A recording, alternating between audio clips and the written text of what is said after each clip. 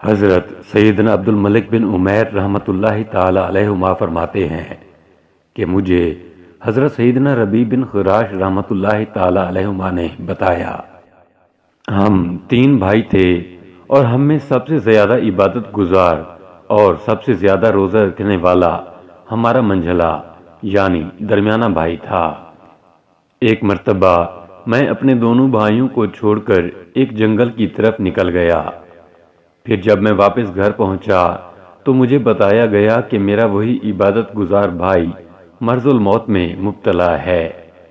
جب میں اس کے پاس پہنچا تو معلوم ہوا کہ ابھی کچھ دیر پہلے اس کا انتقال ہو چکا ہے۔ لوگوں نے اسے ایک کپڑے میں لپیٹا ہوا تھا۔ میں اس کے لیے کفن لینے چلا گیا۔ جب کفن لے کر آیا تو یکایک میرے اس مردہ بھائی کے چہرے سے کپڑا ہٹ گیا۔ اس نے مجھے مسکراتے ہوئے سلام کیا۔ میں نے بڑی حیرانگی کے عالم میں جواب دیا اور اس سے پوچھا، اے میرے بھائی، کیا تو مرنے کے بعد دوبارہ زندہ ہو گیا؟ اس نے کہا، جی ہاں، الحمدللہ عز وجل میں دوبارہ زندہ ہو چکا ہوں، اور تم سے جدا ہونے کے بعد میں اپنے رب عز وجل کی بارگاہ میں حاضر ہوا۔ میرا رب عز وجل مجھ سے بہت خوش ہے، اور وہ پاک پروردگار عز وجل مجھ سے ناراض نہیں۔ اس نے مجھے سبز رنگ کے ریشمی حلے عطا فرمائے، اور میں نے اپنا معاملہ تمہارے معاملے سے بہت آسان پایا۔ لہذا تم نیک اعمال کی طرف خوب رغبت کرو اور سستی بالکل نہ کرو، اور موت سے بے خبر نہ رہو۔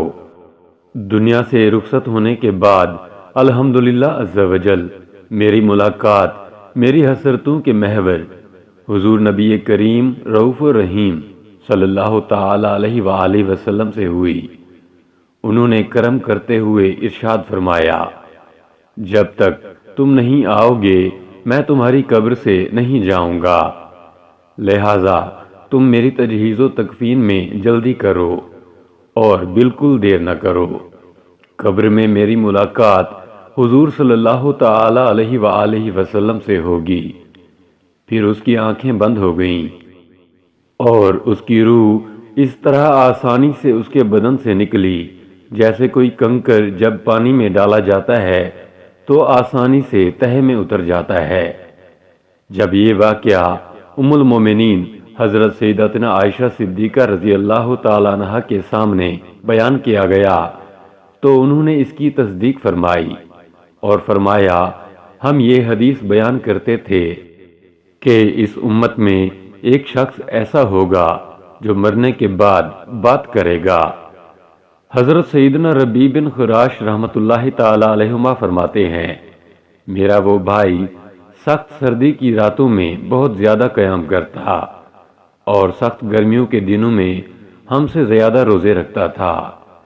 اللہ عز و جل کی ان پر رحمت ہو اور ان کے صدقے ہماری مغفرت ہو، آمین، بجاہ نبی الامین صلی اللہ تعالی علیہ وآلہ وسلم۔